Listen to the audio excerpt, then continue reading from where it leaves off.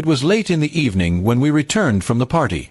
My wife had dressed up beautifully that night, wearing a shimmering black dress that drew everyone's attention.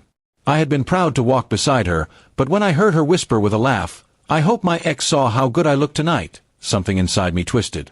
She thought I didn't hear, but those words hit me harder than any insult ever could. On the drive home, she hummed softly, scrolling through her phone, completely unaware of my silence. I kept my hand steady on the wheel, but my mind was boiling. After everything I had done for her, after the life we built together, her thoughts still wandered back to a man who had treated her poorly. She had once told me he broke her heart, yet now she joked about wanting his approval. When we got home, she kissed my cheek casually and went to bed as if nothing had happened. I stayed awake, staring at the ceiling, wondering why I was always the second choice in her heart. That night, I made up my mind. I wasn't going to argue, cry, or beg. I was going to teach her a lesson she wouldn't forget. The next morning, I acted normal. I brewed her coffee, smiled, and asked about her day. She suspected nothing. But I started paying attention to her habits, her weaknesses. I knew she liked showing off her beauty, so I began planting seeds, reminding her of how many men at the party had looked her way, how one even asked me if she was single. She laughed, but I saw the spark in her eyes. She wanted validation, and I was going to use that against her. I began to pull back my affection. No more compliments, no more attention. I focused on my work, hit the gym more often, and improved my wardrobe. Slowly, she noticed. She would ask, "Why don't you look at me like before?" And I would shrug. Her frustration grew.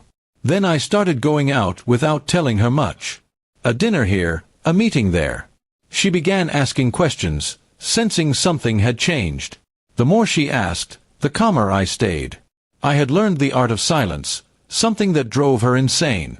One evening, I came home late, smelling faintly of perfume that wasn't hers. I didn't cheat, but I made sure the illusion was there. She exploded with accusations, demanding answers. I simply smiled and said, "I hope someone saw how good I looked tonight." The color drained from her face instantly. She stammered, tried to defend her joke from the party, but the damage was done. I told her calmly, "You wanted your ex to notice you.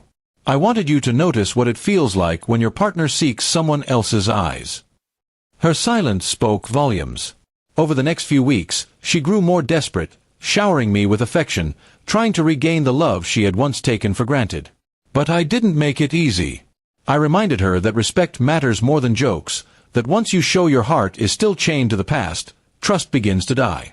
Her ex had never cared about her success or beauty, but I had been there through everything, building her dreams with her. Yet she had joked about wanting his attention, forgetting that words can cut deeper than knives. When she realized she might lose me, she broke down. Tears, apologies, promises, they all came rushing out. She admitted she never stopped seeking validation, even when she had all she needed at home. For the first time, I saw her vulnerable, stripped of her pride. I didn't shout. I didn't insult. I simply told her, "I don't compete with ghosts. If you want me, then bury him completely, because I won't live as a second option." That night, she deleted every trace of him, old photos, messages, contacts. She begged for a fresh start. I allowed her the chance, but things would never be the same. The power had shifted.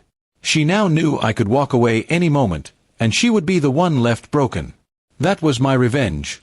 Not leaving, not yelling, but making her realize how easily I could have what she feared losing. And from that day on, she never joked about her ex again. Instead, she looked at me with a fear and respect she had never shown before. My silence, my patience, my cold revenge had spoken louder than any outburst could.